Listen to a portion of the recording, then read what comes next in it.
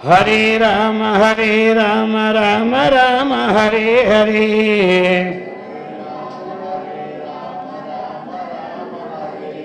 హరే కృష్ణ కృష్ణ కృష్ణ హరే హరే.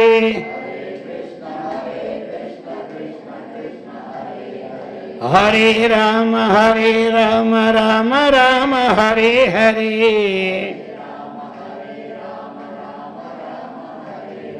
హరే కృష్ణ కృష్ణ కృష్ణ హరే హరే.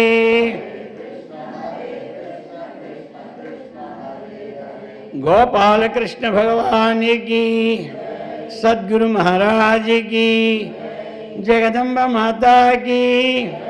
हर नम पार्वती पतये हर हर महादेव.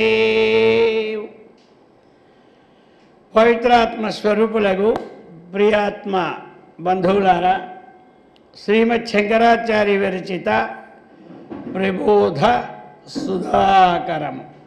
प्रबोध सुधाकरము. ప్రబోధ సుధాకరము. మరి ప్రబోధ, బోధ, బోధ అంటే జ్ఞానము. అర్థమైంది కదా.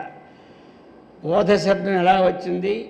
బుధ అవగమనే ధాతువు నుంచి ఉత్పత్తి అయింది బోధ శబ్దం.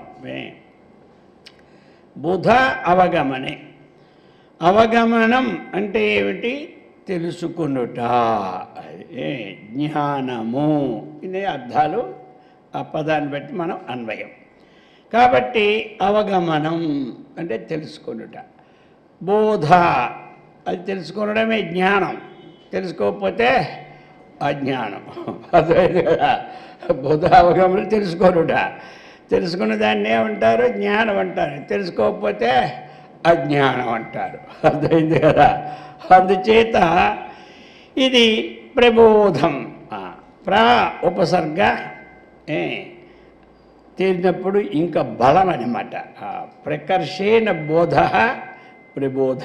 అది అనేది ఎప్పుడు కూడా ఉపసర్గ వచ్చినప్పుడు మరి ఉపసర్గ బలాత్తు ఆ యొక్క ధాతువుకి అర్థం కూడా మారుతుంటుంది ఒకసారి. అర్థమైంది కదా. అందుచేత ప్రబోధం. ఇక్కడ నిబోధం. నిబోధం అన్నా నితాంత బోధ నిబోధ. నిబోధం అన్నా తెలుసుకోవడమే. కాబట్టి ఈ ప్రబోధం అంటే ఇంకా ఏమిటి? ధాత్వార్థానికి అది మేల్కొనుపుట. మానవుడికి ఏమి అజ్ఞాన నిద్ర నుంచి ఉన్నవారికి ప్రబోధం, వారికి జాగ్రత్త అవస్థకు వచ్చినట్టు చేస్తుంది అన్నమాట ఇది. అర్థమైంది కదా. అందుచేత మనకు కఠోపనిషత్తులో కూడా ఉత్తిష్టత జాగృత ప్రాప్య వరాన్ నిబోధత అంటాడు. ఉత్తిష్ట అంటే ఏమిటి? నువ్వు అజ్ఞాన నిద్రలో ఉత్తిష్ట కాబట్టి ఉన్నావు. దాని నుంచి ఏం చేయాలా? ఉత్తిష్ట. ఉత్తిష్టోత్తిష్ట గోవింద, ఉత్తిష్ట గరుడధ్వజ, ఉత్తిష్ట కమలాకాంత, త్రైలోక్యం మంగళం కురు. నువ్వు పడుకుంటే ఎలాగా? మూడు లోకాలు మంగళంగా వద్దా?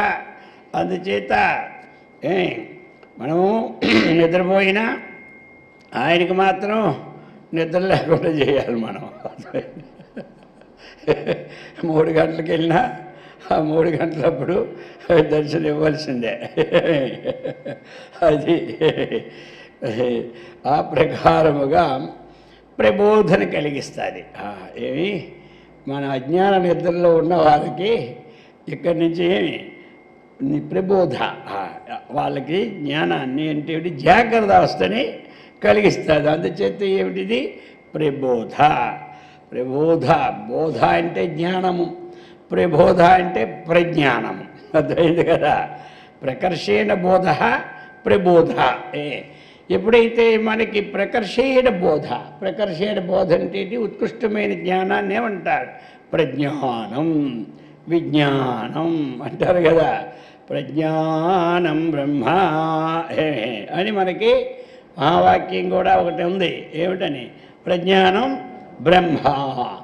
అటువంటి ప్రబోధ సుధా. సుధా అంటే చాలామందికి ఈ మధ్యన విన్నారు. మన ఇందులో మాటికి సుధా వస్తూనే ఉంటుంది. సౌందర్యహరిలో సుధా సుధా సుధాసాగర మధ్యస్థ కామాక్షి కామదాయిని అని. అలాగనే సుధా అంటే ఏమిటి? అమృతం. అమృతం. ఈ సుధా అనేది ఏమిటి? అమృతం అన్నమాట. అమృతం ఏమిటి ఇక్కడ? ఆ ప్రజ్ఞానమైనటువంటి జ్ఞానామృతం అది అంటారు ఇక్కడ. ఇక్కడ ఏ అమృతం ఇది మనకి? స్వర్గలోకంలో ఉండే అమృతం కాదు. ఆ అమృతం తాగామనుకోండి, స్వర్గే లోకే అమృతత్వా భవంతి, అమృతత్వం భవంతి. స్వర్గలోకంలో ఉన్నవారు అమృతత్వాన్ని పొందుతారు. అర్థమైంది కదా? కానీ ఆ అమృతత్వానికి ఏముంది? మరణ ధర్మం ఉంది. ఆ అమృతత్వానికి మరణ ధర్మం ఉంది. ఈ అమృతత్వానికి అమరణ ధర్మం ఏంటంటే మరణ ధర్మము లేనిది ఈ సుధ.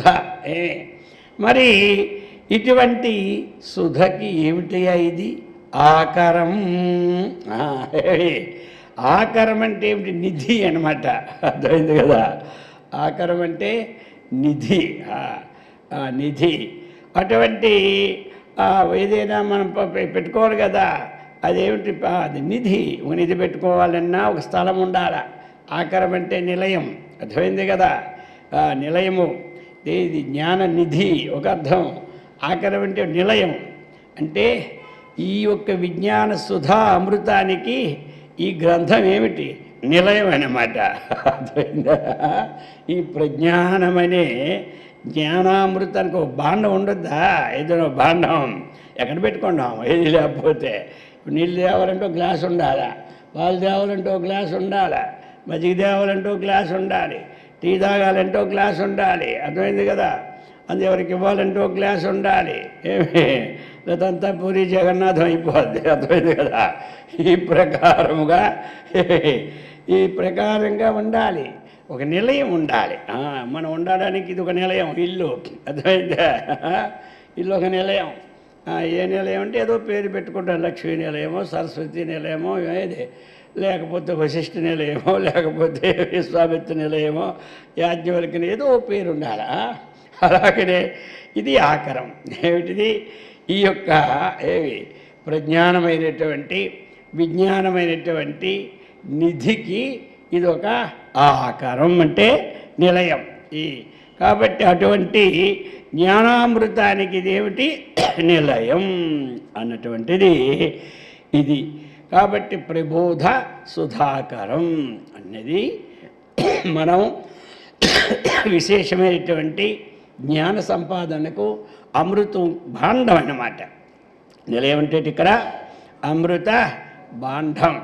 మరి ఈ అమృతాన్ని తాగినటువంటి వారికి మళ్ళీ జన్మ రావాలంటే కష్టం ఏమంటారు?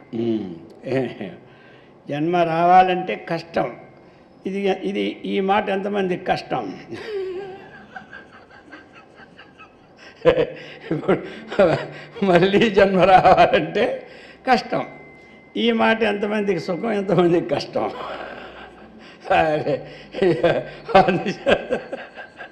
అది చూసుకోవాలి ఇప్పుడు మనం. అందుచేత కష్టే ఫలం. కష్టపడితేనే ఫలం వస్తుంది. అందుచేత ఇది జన్మ ఎత్తితే అర్థమైంది కదా, మనం ఎక్కడో ఒక ఇంట్లోనే ఉండాలి. జన్మ ఎత్తకపోతే ఇప్పుడు అందరింట్లోనే ఉంటాం, అందరి హృదయాల్లో ఉంటాం. అర్థమైందా? మరి ఇప్పుడు ముక్తి పొందిన వాళ్ళు ఎక్కడుంటారు? అంతటా వ్యాపించి ఉంటారు. అర్థమైంది కదా? ఆయన లేనిదే, నేను లేనిదే జగత్తు లేదు అంటారు. అర్థమైంది కదా? అనొచ్చు, తప్పు లేదు. ఇది తెలుసుకొని నేను లేనిదే జగత్తు లేదంటే అది సర్వవ్యాపక కింద అర్థం వస్తుంది. లేకపోతే అహంతత్వం ఆవేశించి మళ్ళీ కిందకి పాతాళలోకానికి బొచ్చేస్తుంది. అందుచేత అటువంటిది ప్రబోధ సుధాకరం. అది షార్ట్కట్ అర్థం ఏమిటి? ప్రబోధం అంటే జ్ఞానము. సుధా అంటే అమృతము. ఆకరం అంటే ఏమిటి? ఈ జ్ఞానామృతానికి ఇది ఒక భాండాగారము, నిలయము, అది అనమాట. అటువంటిది అది మరి ఎందుకు ఇది మరి అంటే మాండూక్యకారిక కూడా ఒక గౌడపాదాచార్యుల వారు ఒక కారిక రాశారు. అనాది మాయయా సుప్తః యదా జీవ ప్రబుధ్యతే అజన్మ నిద్రమస్వప్నం అద్వైతం బుధ్యతే తథా. అది ఏమిటి అంటే ఎందుకయ్యా మనకి ఇది అంటే చెప్తున్నారు ఆయన కూడా. అనాది మాయయా సుప్తః. ఏం చేస్తున్నాం మనం? అనాది మాయయా. మాయ ఎలాంటిది? అనాది అనమాట. అందుకే అనాది మాయయా సుప్తః. సుప్తః అంటే నిద్రపోతూ ఉన్నాం. ఏమి మాయ అంటే అజ్ఞానం. అనాది నుంచి అనాదిగా ఉన్నటువంటి ఆది లేనటువంటి అజ్ఞానంతో అర్థమైంది కదా. అనాది మాయయ్య, ఆది లేనిది అజ్ఞానం, దానికి ఆది ఏం లేదు, కానీ అంతం మాత్రం ఉన్నది. ఆది లేనిది పరమాత్మ, ఆది లేనిది మాయ. అర్థమైందా? ఈ రెండు ఏమిటి విన్నప్పుడు మనసుకి కాస్త మనకి ఏమవుతుంది? అందుచేత డిఫరెన్స్ వస్తుంది. అందుచేత అనాది మాయయా సుప్తః. అనాది మాయ నుంచి మనం సుప్త అంటే అజ్ఞానముతో ఉన్నవాడు, జాగ్రత్త అవస్థలో ఉన్న వాడు గాఢ సుషుప్తులో ఉన్నట్టు అనమాట. అది ఇక్కడ అజ్ఞానముతో ఉన్నవాడు మనకి పగల టైం ఉంటుంది కదా, ఉదయం 6 నుంచి సాయంకాలం 6 వరకు. ఇది మనం అందరం మేల్కొనే ఉంటాం. మనం మేల్కొని లేకపోవడం అంటూ లేదు. కానీ వేదం ఏం చెప్తుందంటే నీవు ఏం సుషుప్తిలోనే ఉన్నావయ్యా, మంచి నిద్రలో ఉన్నావని చెప్తుంది. వినేవాడికి ఏమిట్రా నేను తెలివితో ఉంటా నిద్రలో ఉన్నారని చెప్తారు. ఏమిటో ఇదంతా మాయలాగా ఉంది. కానీ అందుకని ఏదో ఇదేదో మామూలు అనుకుని ఇది కూడా మాయ అయిపోయింది అనుకుంటారు చాలామంది అనమాట. అందుచేత అటువంటి వాడికి ఏం చేస్తుంది? యదా జీవ ప్రబుధ్యతే, అటువంటి అజ్ఞానానికి ప్రబుధ్యతే, వాడిని మేల్కొల్పుతుంది అనమాట. అనాది యథా జీవ అనాది మాయయా సుప్త అని మాండూక్య కారికలో చెప్పున్నారు ఎవరు? గౌడపాదాచార్యుల వారు. అందుచేత అది జీవ ప్రబుధ్యతే. ప్రబోధం అంటే లేపడం అన్నమాట.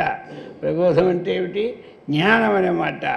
అందుచేత అప్పుడు ఏమిటాడు? అజన్మ నిద్రమస్వప్నం అద్వైతం బుధ్యతే తథా. ఎప్పుడైతే ఈ యొక్క ప్రబోధం వచ్చిందో వీరికి, ఆ యొక్క జీవుడికి, అప్పుడు ఏమనుకుంటాడు? ఏమి జన్మ లేనివాడను, అలాగనే నేను నిద్ర లేనివాడను, అలాగనే స్వప్నమో లేనివాడను, అలాగనే ఈ విధముగా అద్వైతం బుధ్యతే తదా. అజ్ఞానపు లేవడానికి ఈ బుద్ధితే అంటే మనకి చక్కనేటువంటి ఒక జాగ్రత్త అవస్థ రావడము, లేకపోతే చక్కని జ్ఞానాన్ని కలగడం. అందుచేత అది మరి ఈ అనాది మాయ అజ్ఞానం మనకి పోవాలంటే ఏం చేయాలి? దానికి వేరే మార్గం లేదు. అజ్ఞానం పోవడానికి నా కర్మన, నా ప్రజయా, నా ధనేనా, అర్థమైంది కదా. కేవలము అజ్ఞానం పోవడానికి వేదాంత విచారణ, శ్రవణ, మనన, నిధిధ్యాసములే అజ్ఞానాన్ని పోవడానికి కారణం. వీటి వల్లనే అజ్ఞానం పోతుంది. ఇదే దీనికి జ్ఞానదీపం. అజ్ఞానం అంటే అంధకారం అనే చీకటికి జ్ఞానదీపేన భాస్వత. మరి జ్ఞానదీపం వల్ల ప్రకాశిస్తున్నది అంటే దానికి ఏమిది కారణం? ఇదే కారణం. అందుచేత ఇంతవరకు కూడా ప్రబోధ సుధాకరం అన్నటువంటి మాటకు విషయాన్ని మనం ప్రతిపాదించుకోవడం జరిగింది. ఇప్పుడు అందులో మొట్టమొదట శంకర భగవత్పాదుల వారు ప్రతిదానికి కూడా ఒక మంగళాచరణలాగా ఉంటుందన్నమాట. మొదటి నుంచి వచ్చిన పదంలో ఎవరైనా సరే మంగళాచరణం చేస్తారన్నమాట. ఒక చెట్టు ఎక్కేవాడు మొట్టమొదటి ఏమిటి, ఒక దండం పెట్టిపోతాడు. అర్థమైంది కదా. ప్రతిదీ మంగళాచరణమే. మంగళాచరణుడు అక్కడ పడుకొని మంగళ చెప్పడం కాదు, అది మంగళాచరణం. భగవంతుని నామమే మంగళం. అర్థమైందా. మంగళానాంచ మంగళం, దైవతానాంచ దైవతం. అక్కడ మంగళానాంచ మంగళం, మంగళకరమైనటువంటి పనులు ఏమున్నాయో వాటిని అన్నిట్లోనూ మంగళస్వరూపుడే ఆ భగవంతుడు. సర్వమంగళ మాంగళ్యే, ఏమి సమస్త మంగళాలకి మాంగళ్యమైనటువంటిది అమ్మవారు అన్నట్టుగా. అలాగనే మరి మంగళానాంచ మంగళం, దైవతానాంచ దైవతం అన్నట్టుగా దేవతలలో దేవుడు. అలాగే మా శుభాలు మంగళం ఇచ్చిన దాంట్లో ఏమి మంగళుడు. ఆ మంగళానికి ఎన్నో రకాలు ఉంటాయి. మనం పెళ్లి చేస్తే మంగళ వాయిద్యం వాయిస్తారు. అది దేనికోసమో 2 విధాల లాభం అనబడే దానివల్ల. అర్థమైంది కదా. అది శుభసూచకం. అందుకే వాళ్ళ పేరే మంగళవాళ్ళని పేరు. అర్థమైంది కదా. మంగళవాళ్ళు అంటే శుభాన్ని ఇచ్చేవారు, శుభాన్ని కోరేవారు, మంగళం అన్నమాట. మరి రోజు మంగళం గురుదేవాయ అంటాం, మంగళం శ్రీ కురుక్షేత్ర క్షోత్ర అంటున్నాం. సార్థక నామధేయం కదా మంగళం అంటే. అందుచేత మంగళానాంచ మంగళం, దేవతానాంచ దైవతం. అలాగనే మంగళం ఉండాలి ప్రతి వారికి. అందులో ఇప్పుడు మొట్టమొదట ఆచార్యుల వారు మొదటి శ్లోకంలో ప్రారంభించారు. నిత్యానందైకరసం సచ్చిన్మాత్రం స్వయం జ్యోతి పురుషోత్తమం అజం ఈశం వందే శ్రీయదవాదిశం. అది నిత్యానందైకరసం సచ్చిన్మాత్రం స్వయం జ్యోతి పురుషోత్తమం అజం ఈశం వందే శ్రీ యదవాధీశం.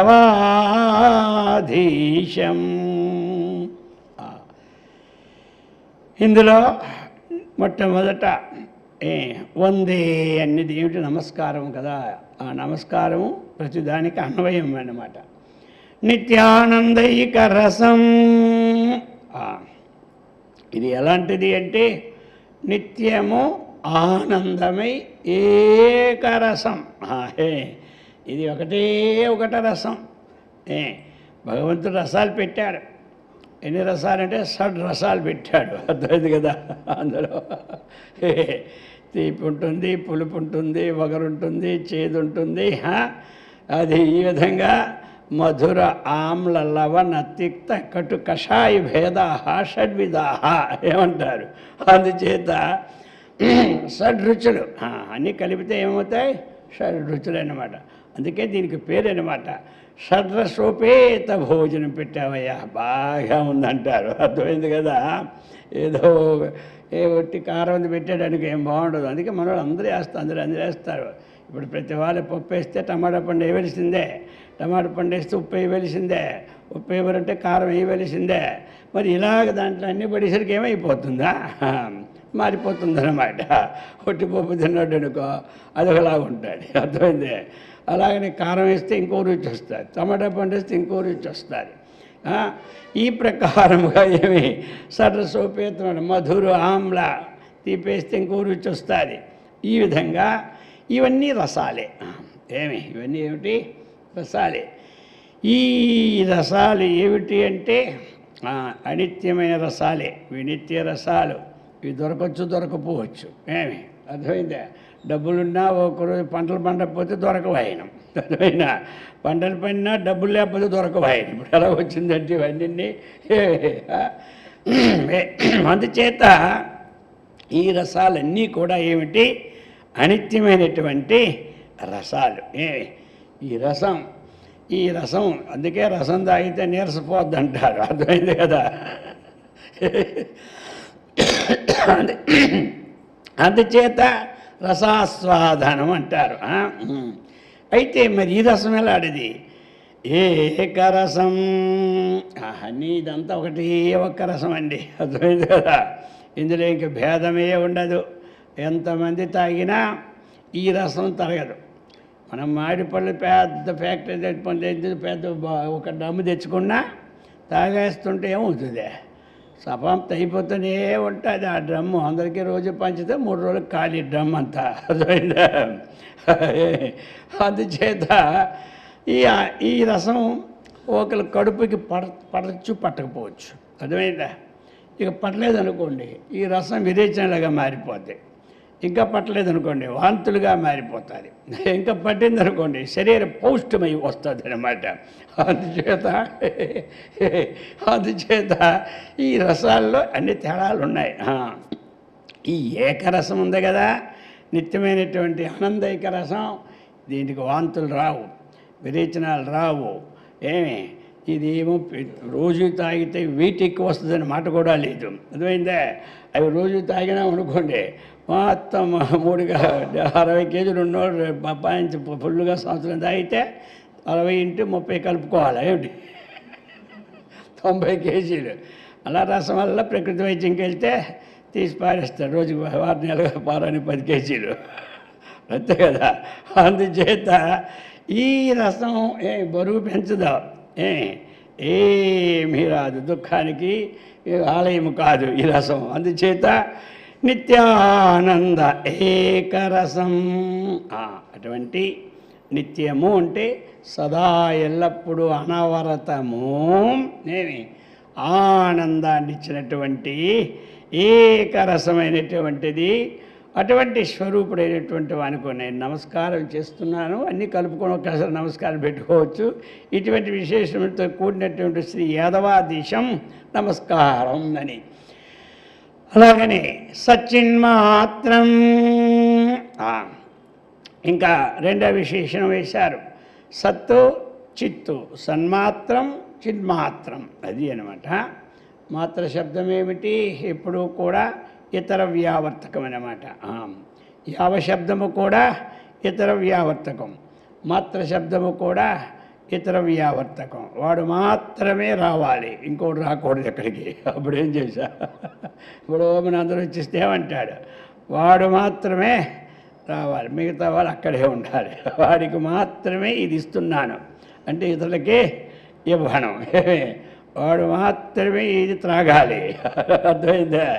ఈ ప్రకారంగా ఇప్పుడు ఏంటి మాత్ర శబ్దం అందరికీ అర్థమైంది కదా. ఏమైంది? ఇతర వ్యావర్తకం, వాడే రావాలి. ఈ రెండు ఒకటే. ఏమండి? ఇది యావశబ్దం. అర్థమైంది కదా. ఏవం యావశబ్దం, యావ, అది ఏవమంటే మళ్ళీ ఈ ప్రకారంగా అయిపోద్ది. అర్థమైందా? ఏవమంటే ఈ ప్రకారం ఏవం, ఏవం ప్రకారేనా అది. అందుచేత ఏవా అంటే వాడే, అది వాడే రావాలి. అలాగేటి సత్మాత్రం, సత్తే చిత్తు, చిత్తే సత్తు. ఇక్కడ రెండేమి లేవు. ఇది కర్మధారయ సమాసం. అర్థమైంది కదా. సదేవ సౌమ్య, చూడు అక్కడ ఏమన్నాడు, సదేవ సౌమ్య, సత్తు ఏవ, అది సత్తు మాత్రమే పరబ్రహ్మము అని సౌమ్య.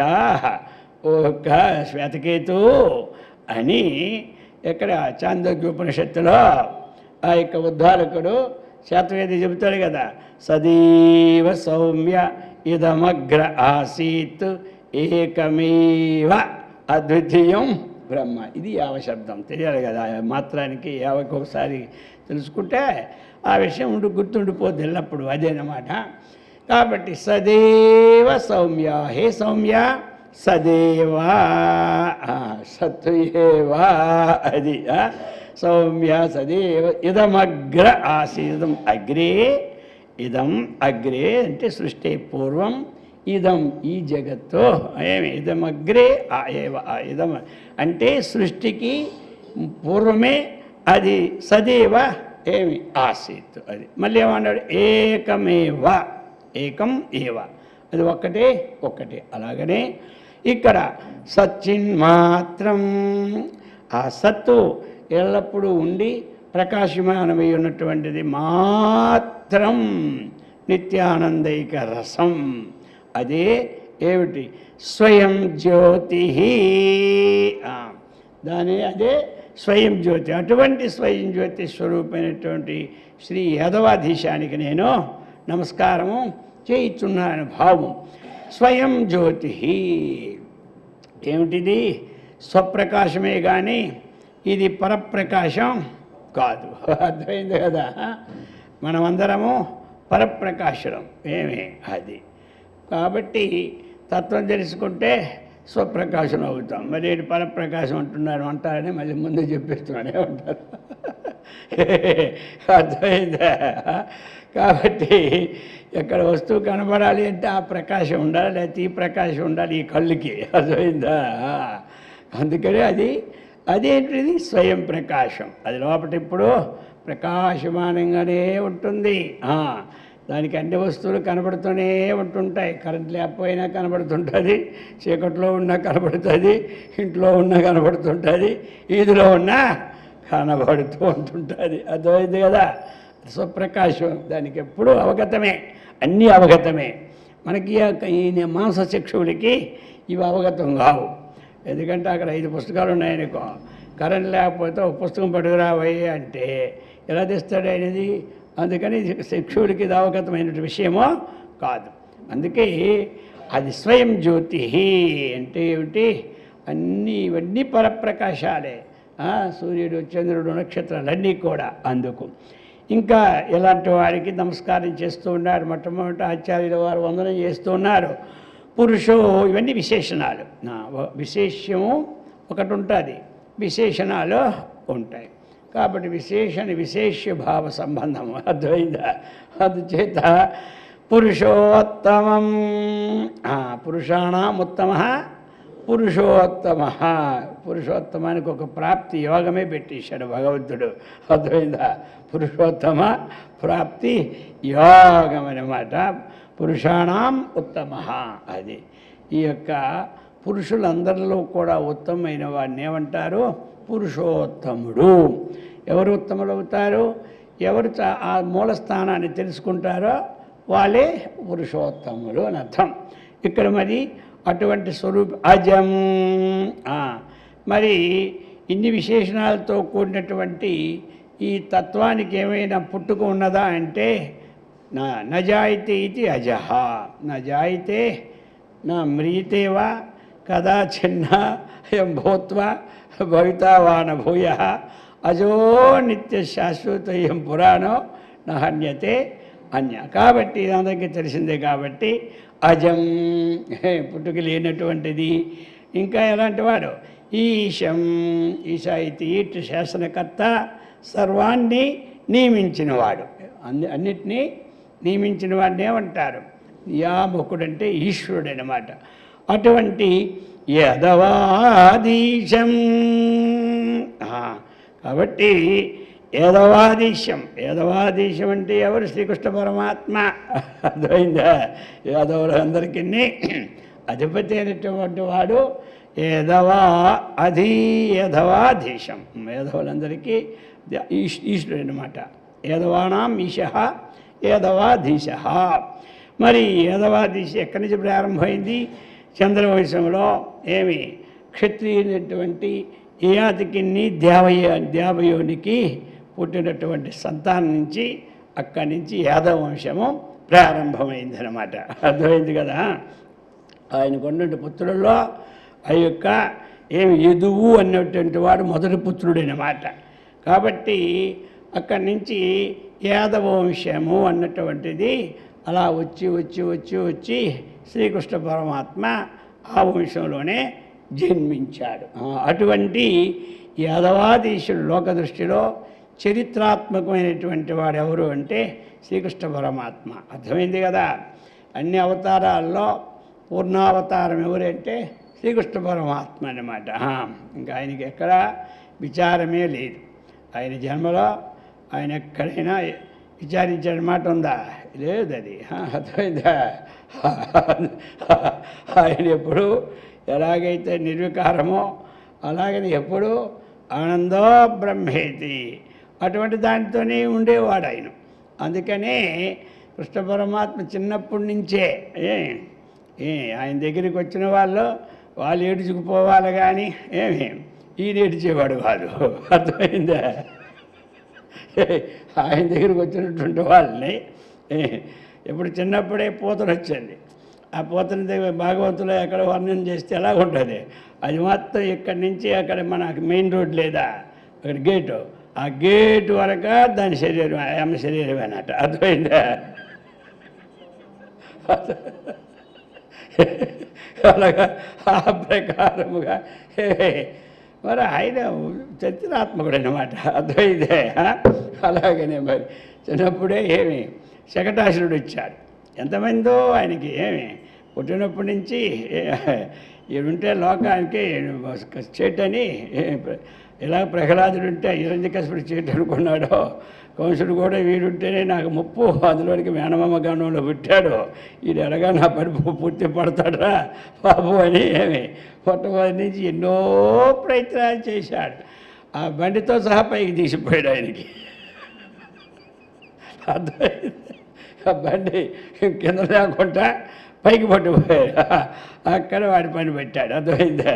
అందుచేత ఆయన యదవాదీశం అటువంటి పరిపూర్ణమైనటువంటి అవతారమైనటువంటి అటు ఈశ్వరుడు ఈ విశేషణాలతో కూడినటువంటి ఆ శ్రీకృష్ణ పరమాత్మకి నమస్కారం చేస్తూ ఉన్నాము అన్నటువంటిది ఇది ఏమి మంగళాచరణమైన ప్రార్థన మంత్రమైనమాట శ్లోకం. అది ఈ విధంగా ప్రార్థనా శ్లోకాన్ని చెప్పిన తర్వాత ఇక ఇప్పుడు మనకి రెండవ శ్లోకం.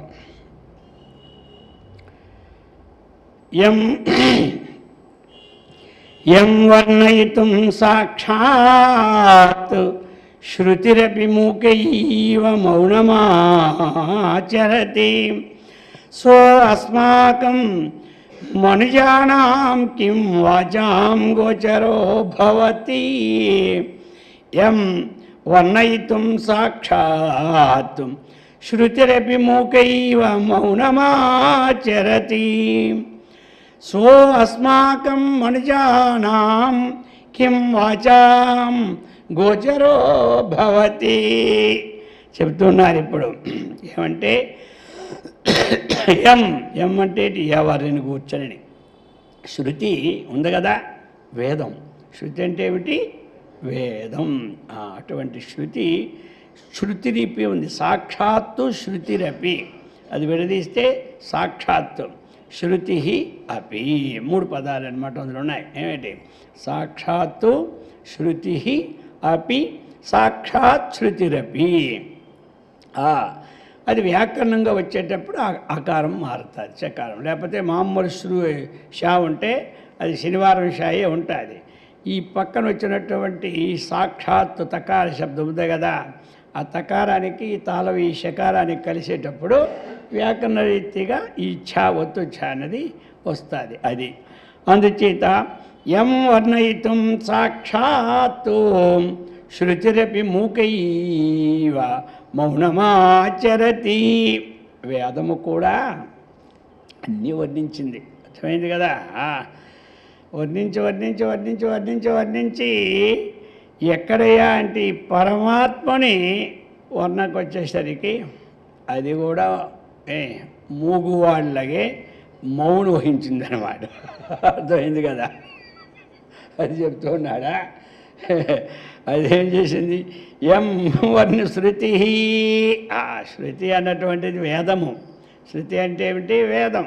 శృతి అని వచ్చిందంటే మీకు ఒక ఉత్పత్తి అర్థం రావాలి. శ్రూయతే ఇది శృతిని అందరి నోట్లో ఉండాలి. అర్థమైంది కదా? శ్రూయతే ఇది శృతి. శ్రూయతే అంటే వినబడుచున్నది, శ్రవణం చేయబడుచున్నది, లేక వినబడుచున్నది అని అర్థం అన్నమాట.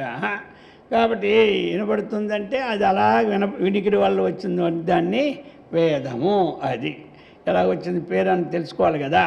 అది అటువంటి శృతి ఎం వర్ణయితుం, ఎం ఈ తత్వాన్ని, లేక ఏ చైతన్య శక్తిని, లేక ఏ పరమాత్మను, ఏ మూలాధారాన్ని, అది ఇవన్నీ మనకి ఏదో ఒక అర్థం, ఆత్మతత్వమే కదా, అది ఏం చెప్పుకున్నా ఒకటే.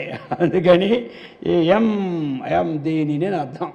ఎం అంటే దేనిని, కమ్ అంటే దానిని, ఇలాగా ఎం, తమ్ అంటే దానిని. కాబట్టి ఎం అంటే దీనిని.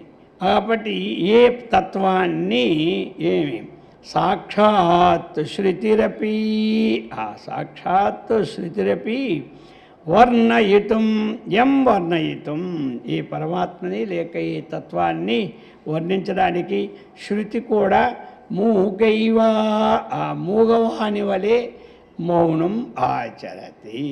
అదే ఇప్పుడు ఏంటంటే ఆచార్య వారు అంటున్నారు, అసహా అటువంటి దాన్ని అస్మాకం మనుజానాం, ఇక మనలాంటి వాళ్ళము కిం వాచామగోచరో భవతి, మనకి వాక్కులకి అది వాచాం అంటే వాక్కులకి గోచరో భవతి కిం, వాక్కులకి ఎప్పుడు గోచరమో కాదు. ఎందుకంటే వేదమే అది దానికి అక్కడికి వచ్చేసరికి మౌనం వహించింది. ఇంకా సామాన్యులైనటువంటి మనలాంటి వాళ్ళకి శంకరాచార్యులు అంటున్నారు అస్మాకం అంటే మనలాంటి వాళ్ళకి సామాన్యమైనటువంటి, శృతికంతా మనం సామాన్యం కదా, శృతి ప్లస్ పరమాత్మ ఒకటే కదా, అందుచేతే అస్మాకం మనలాంటి వాళ్ళకి, అస్మాకం ఎవరు మనం, మనుజానాం, మనలాంటి మనుజులకు, అది అక్కడ అస్మాకం మనుజానాం, మనలాంటి మనులకు వాచాం గోచరో భవతి, వాక్కులకు అది ఎప్పుడు గోచరో భవతి కిం, ప్రశ్న, అది వాక్కులకు గోచరం అవుతుందా అంటే ఏమిటి, అవ్వదు. అందుకని మన శృతిలో వినిశం కదా ఎన్నోసార్లు, ఏమని విన్నాం, మనస వచస, అర్థమైంది కదా, మనసు చేత కాదు వాక్కు చేత కాదు. ఎతో వాచో నివర్తంతే అప్రాప్య మనసా సహా ఏమంటారు మూలం అది. యత దేని నుండి వాక్కులు విరమించుకున్నాయో, మనస్సు విరమించుకున్నదో, అటువంటి వేదం కూడా చెప్పలేకపోతున్నదో వర్ణించడానికి అస్మాకం మనుజానాం, మనలాంటి మనుష్యులకి కిం వాచాం అగోచరో భవతి అన్నటువంటి విషయాన్ని ఇందులో మనకి చెప్పి ఉన్నారు. అది చెప్పి ఇప్పుడు మూడవ మంత్రంలో చెప్పబోతున్నారు. యద్యప్యేవం విదితం తథాపి పరిభాషితో భవేదేవ అధ్యాత్మశాస్త్రసారైః హరిచింతన కీర్తనాభ్యాసైః. యద్యప్యేవం విదితం తథాపి పరిభాషితో భవేదేవ అధ్యాత్మశాస్త్రసారైః హరిచింతన కీర్తనాభ్యాసైః. యద్యపి ఏమి ఏవం విదితం, ఇదేనా సరే ఇంతవరకు కూడా ఈ ప్రకారముగా, ఏవం అంటే ఈ ప్రకారముగా, యద్యపి ఒక పక్షంలో అది విదితం, దానిని తెలుసుకోవడానికి ప్రయత్నం చేస్తాం మనం. యద్యపి ఏవం విదితం, యద్యపి అంటే ఏమిటి, మనకి ఒక పక్షంలో అది శృతికి, శృతి కూడా మౌనం వహించింది, మనలాంటి మనుషులము ఏ విధంగా దానిని మనము వర్ణించగలము అన్నప్పటికీ కూడా, యద్యపి అంటే అదే అన్నమాట, ఆ విధంగా మనము అన్నప్పటికీ కూడా శృతి మౌనంగా వహించింది, మనలాంటి మనుషులకి అది సాధ్యమా గోచరం వాక్కుల చేత వర్ణించడానికి అన్నప్పటికీ కూడా అన్న వాక్యానికి ఏంటి, యద్యపి ఏవం విదితం, అయినా దానిని ఈ ప్రకారంగా చెప్పబడి ఉంది. ఎలాగా, తథాపి పరిభాషితో భవేదేవా, దాన్ని ఏం పరిభాష అంటే అధ్యాత్మశాస్త్రసారైః, అది ఏం చేస్తుంది, అధ్యాత్మశాస్త్రసారైః, అధ్యాత్మ యొక్క శాస్త్రముల యొక్క సారం. ఈ అధ్యాత్మ శాస్త్రాలు ఉన్నటువంటి దాని సారం. అందుకే అధ్యాత్మ జ్ఞాన నిత్యత్వం తత్వజ్ఞానార్థ దర్శనం. అధ్యాత్మ జ్ఞానం అటువంటి శాస్త్రసారి ద్వారా ఏం చెప్పబడింది అంటే హరి చింతన కీర్తనాభ్యాసై. అధ్యాత్మ శాస్త్రాలన్నీ ఏం చేస్తాయి? బ్రహ్మాత్మైక్య బోధనని తెలియజేస్తాయి. అది తెలియజేసి దాన్ని శాసించినటువంటి అధ్యాత్మ శాస్త్రంలో ఏమిటి? ఉపనిషత్తులన్నీ వివరిస్తాయి అన్నమాట. ఇప్పుడు అధ్యాత్మ శాస్త్రం వివరించేవి ఏమిటి? ఉపనిషత్తులు. అధ్యాత్మ విద్యకొరటు ఆత్మ, అర్థమైంది కదా. కిమధ్యాత్మం కిం కర్మ పురుషోత్తమ అధిహోత్తం కిం ప్రోక్తం అధిదైవంకి ముచ్యతే అన్నాడా లేదా భగవంతుడు అక్కడ అష్టమాధ్యాయంలో? కిం తద్బ్రహ్మ కిమధ్యాత్మం, కిం తద్బ్రహ్మ అన్నాడు, కిం అధ్యాత్మం అన్నాడు. అక్కడ ఈ యొక్క అంతఃకరణం వచ్చినటువంటి జీవుని వివరించే శాస్త్రాన్ని ఏమంటారు? అధ్యాత్మ శాస్త్రం. దాన్ని కూడా ఏమంటారు? శారీరక మీమాంస అంటారు. అర్థమైంది కదా. శారీరక మీమాంస లేకపోతే ఉత్తర మీమాంస ఏమంటారు? దాన్ని ఉత్తర మీమాంస అంటారు. పూర్వమీమాంస కర్మకాండం, ఉత్తర మీమాంస జ్ఞానకాండం. అదే ఆ జ్ఞానకాండం ఏం చేస్తుంది? జీవబ్రహ్మలకు ఏకత్వాన్ని తెలుపుతుంది కాబట్టి దానికి శారీరక మీమాంస. దానినే అటువంటి అధ్యాత్మ శాస్త్ర సారై ఆ బ్రహ్మాత్మైక్య బోధన శాసించినటువంటి ఏ ఉపనిషత్తులు ఆ యొక్క పర్యవసానమైన వాక్యముల చేత అది ఏం చెప్తున్నాయి? ఆ వాక్యాలన్నీ కూడా హరి చింతన కీర్తనాభ్యాసై భవేదేవా. యా ఏం హరి, అది హరి చింతన కీర్తన అభ్యాసై. యద్యపి అది మాత్రము వాక్కులకు అందలేకపోయినా వేదము ఏమి దానిని ముఖంగా ఉన్న విషయంలో కానీ మానవుడు ఏం చేయాలి? ఆ తత్వాన్ని చక్కగా తెలుసుకోవడానికి, బుద్ధిలో ఇది పరమాత్మ నిర్ణయించడానికి అంతఃకరణం శుద్ధం కావాలి కాబట్టి అర్థమైంది కదా. ఆ అంతఃకరణము శుద్ధం కావాలి అంటే ఏమి చెయ్యాలి? దేని మనకి ఈ బుద్ధిలో ఒక నిశ్చయం కావాలి అంటే శుద్ధం ఉండాలి. ఆ శుద్ధం ఉండడానికే సాధకులకు మొట్టమొదట ఏమిటి? హరి చింతన కీర్తనాభ్యాసై. హరి యొక్క చింతన, హరి యొక్క కీర్తన, ఈ అభ్యాసాన్ని పెంచుకోమన్నాడు. అందుకనే మరి అందరూ కూడా మరి చాలామంది కీర్తనలు అన్నమయ్య ఆ కీర్తనలు పాడి పాడి పాడి పాడి పాడి పాడి ఏమైపోయాడు? లాస్ట్కి హరి అయిపోయినాడు. అర్థమైంది కదా. ఇప్పుడు మరి వాళ్ళు పాడిన కీర్తనని లోకానికి ఏమైపోయినాయి? ఇప్పుడు ప్రసిద్ధి అయిపోయినాయి. అన్నమయ్య కీర్తనలన్నీ ఏమైపోయినాయి? లోకానికి ప్రసిద్ధమైపోయినాయి.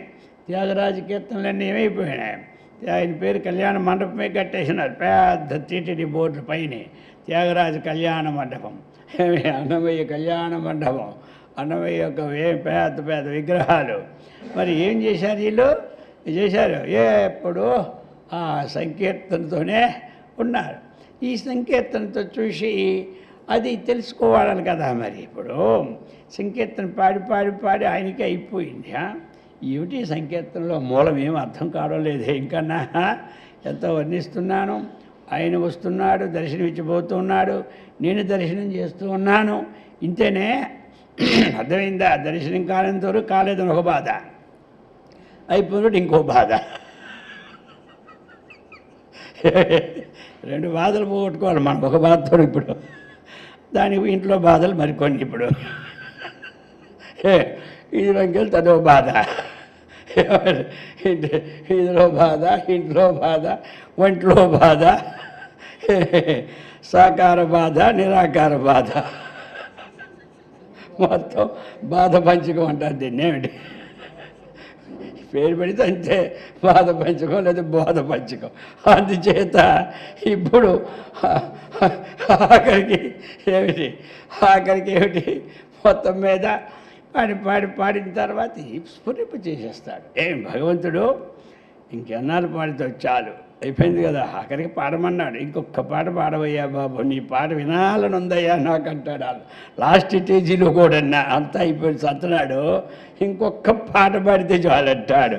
ఏమిటా ఆ పాట పాడి ఇక ముగ్గురు దగ్గర ఆ కాళ్ళ దగ్గరే వదిలేస్తాడు లాస్ట్లో. ఏమంటారు అన్నమయ్య. కానీ ఆ పాటలు మారిపోయినాయి. మొదటి పాటలకి తర్వాత పాటలకి చాలా తేడా వచ్చేసాయి. వెళ్ళగా ఇంకేంటి మొదటంతా అన్ని రకరకాల వర్ణనం. ఇప్పుడు భర్తృహరి కూడా ఏం చేశాడు, శృంగార శతకం పెట్టాడు, వైరాగ్య శతకం పెట్టాడు, తర్వాత నీతి శతకం పెట్టాడు. అంతన్నా అన్ని శతకాలు అయిపోయిన తర్వాత ఆ శతకం వస్తుంది అనమాట లాస్ట్కి. అలాగనే ఈయన కూడా పాడి పాడి పాడి తన్వయత్వం చెందిపోయి ఏమిటి అసలు విషయం, బ్రహ్మం ఒక్కటే, పరబ్రహ్మం ఒక్కటి. ఎవరు చెప్పాడు ఆయనకి? స్ఫురింపజేసేసాడు ఆ బుద్ధిలో. ఈ హరి చింతన కీర్తనాభ్యాసై, ఆ చింతన కీర్తనమైనటువంటి అభ్యాసముల ద్వారా ఆయనకి ఏమైపోయింది, లాస్ట్కి అర్థమైపోయింది. ఓహో ఇది ఏ అర్థమైనా వాళ్ళు వదిలేరేంటి, ఇంకో పాట పాడవలసిందే అన్నారు. అర్థమైంది కదా. ఎందుకంటే ఇంక ఈ పాటలు సమాప్తి చేయడానికి అది లాస్ట్ పాట. అర్థమైంది కదా. అందుచేత ఈ ప్రకారముగా మరి చక్కనైనటువంటి ఆ అన్నమయ్య గారు అటువంటి మంచి విశేషాలతో అందుకనే మొట్టమొదట చెయ్యాలి. అందరూ కూడా చెయ్యి. ఇది చేస్తున్నటువంటి వాళ్ళకి మనం ఏం చేయాలా, చుషప్రీతి సేవనే. వాళ్ళకి ఉత్సాహాన్ని మనం కలిగించాలి. ఎవరు ఏం చేస్తున్నా దానికి మనం ఏం చేయాలి, ఉత్సాహాన్ని కలిగించాలి. ఇప్పుడు మనం కొంచెం జ్ఞానం వచ్చింది అనుకున్నాను, ఉదాహరణకి ఇంకోటి భజన చేస్తున్నాడు అనుకోండి, తను ఆ భజన చేసే కదా ఇక్కడికి వచ్చాము. మరి ఆ భజన మీద మనకు పాతదాని పురోభివృద్ధి కోరువారు పూర్వవృత్తాంతం మరువురాదు అన్నాడు మహర్షి స్వామి వారు. పూర్వం మన వృత్తాంతం అదే కదా. కాబట్టి సరే అయ్యా నువ్వు బాగా చెయ్యి, నువ్వు కూడా బతికి బాగుపడతావు అంటే బాగా అభివృద్ధిలోనికి వస్తావని చెప్పమన్నాడు. ఎవరు? శ్రీకృష్ణ పరమాత్మ. శ్రీకృష్ణ పరమాత్మ చెప్పాడు కదా. ఇంతకుముందు మీకు ఎన్నిసార్లు చెప్పాను నేను. అది ఉపన్యాసం ఒక వార్నింగ్ శ్లోకం అని అన్నాను. ఆ శ్లోకం కానీ మీకు గుర్తు రావాలి. అర్థమైంది కదా. నేను వార్నింగ్ చెప్తూనే ఉన్నాను ఎప్పుడు. నా బుద్ధి భేదం జనయేత్తు అజ్ఞానం కర్మసంగినాం జోషయే సర్వకర్మాని విద్వాన్యుక్త సమాచరన్. ఇది ఎవరికి వార్నింగ్ శ్లోకం? ఉపన్యాసం చెప్పేటువంటి పీఠాధిపతులు కానీ గృహస్థులు కానీ, అర్థమైంది కదా, మండలేశ్వరులు కానీ ఎవరిని కానీ ప్రవచనం చెప్పే వరకు ఒక వార్నింగ్ శ్లోకం ఇచ్చాడు. అర్థమైందా? ఏం చెప్పాడు? నా బుద్ధి భేదం జనయేత్తు. నువ్వు ఆత్మజ్ఞానివే ఒప్పుకున్నా, నీకు పర్వాలేదు. కానీ ఇంకా వాడు భజన చేస్తున్నాడు. నీకు భజన చేసి అలిపొచ్చి వదిలేసినావు. అర్థమైందా? చాలే ఇంత కనిపోయి అంతే కదా. ఇది చిన్నప్పుడు ఏంటి, చిన్న దుకాణాలు పెట్టుకుంటాడు. అర్థమైంది కదా. ఏవోటి 4 తెచ్చుకొని ఒక 10,000కో 50,000కో తెచ్చుకొని పెట్టుకొని అవుతాడు వాడు. అలాగే ఇప్పుడు పెద్ద షాపింగ్ మాల్ పెట్టేస్తాడు. ఇప్పుడు ఆ చిన్నవాడు మా కొట్టు దగ్గర చూసేసరికి చచ్చే అనుకుంటాడు, వీడు అక్కడ ఉండే కదా వచ్చినాడు, ఎక్కడి నుంచి వచ్చాడు. అంతే కదయ్యా. ఇప్పుడు పెద్ద షాపింగ్ మాల్ పెట్టేస్తే వాడు ఎక్కడ ప్రారంభించినాడు. అదేదో పూర్వం అనేవారు చిన్న తెలగపిండి ఒడియాలు పెట్టుకొని వాడు పెద్దవే కోట్ల కొద్ది బిజినెస్ అయిపోయిందట. అంటే అది అందుకనే వాడిని కూడా చూసావా, నేను ఇందులో నుంచి అందులోకి వెళ్ళాను కదా, బాబు నువ్వు ఇచ్చేసుకో, నీకు ఏదైనా ఆపదొస్తే నాతో చెబుతూ ఉంటుండు. ఎందుకంటే వీడు అందులో ఎన్ని కష్టాలు పడ్డాడు తెలుసు.